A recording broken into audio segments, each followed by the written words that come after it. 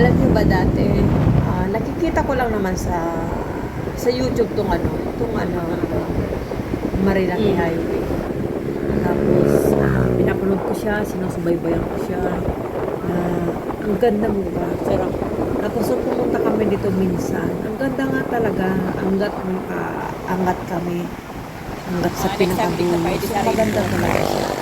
Ayun, Ray. So, syempre, bago naman talaga tayo pupunta sa isang lugar, di ba? Kailangan is, mapanood muna natin sa mga vloggers kung anong meron dito. So, yun. Pero mas maganda talaga siya sa personal. As in, tapos, tawag nito. Sa yun, maganda talaga siya. Wala akong masabi kung hindi maganda. Maganda naman talaga. Bago pa naman makarating tayo ng Marilaki, maganda talaga mga dadaanan nating lugar. Maraming views tayo madadaanan, lalong-lalo na sa Marcos Highway. Ganda din, no? Laki na ng kalsada ngayon. Kaya nakakatuwa. Kumbaga, nagiging iwas talaga sa disgrasya. Yan. Maganda pumunta dito sa lugar na to. Umaga, madaling araw. Sa mga oras na to, anong oras na ba to? Set tayo pumunta dito. Medyo na to siguro mga alas 8 na boy, no? So, para ba yung sikat ng araw na lumapo na sa amin. Pero maganda siya kasi malamig siya. As in, medyo na ako dito, nagbubungol na ako dito. Bumul pa naman ako, nagbumul pa ako lalo. Kasi yung hangin niya nga. So, yung mga nakatambay na yan, yung mga tayo na yan, yung mga vloggers na kumukuha ng sa atin.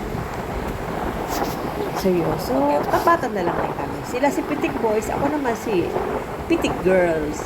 Diba? Si Pitik Girl lang pala, kasi isa lang pala ako. Hindi ko na pala isasama tong si driver kasi hindi naman siya bayot. Ako lang pala bayot.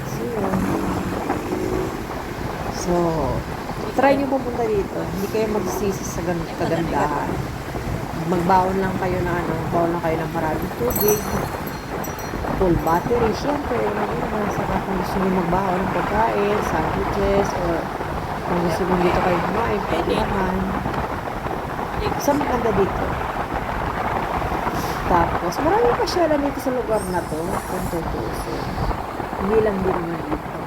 Pero kung sa views lang din naman, kung gusto nyo mag-tutorial, dito pala kayo pumunta. As in, napakaganda. Pero syempre, bago kayo pumunta dyan sa kalagitnaan niyan, titigit talaga kayo sa kaliwat kanan kung may sasakyan. Pero kung kaya naman pakiusapan, di ba, na kukuha lang kayo ng isang pitik, hindi. So, yun. Basta yun. Ingat. Dabaw lang yun.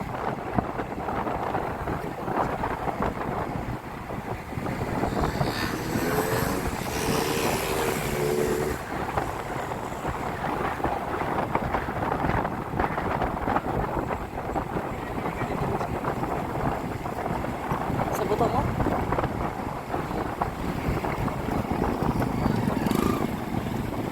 Kuwantas lang ka.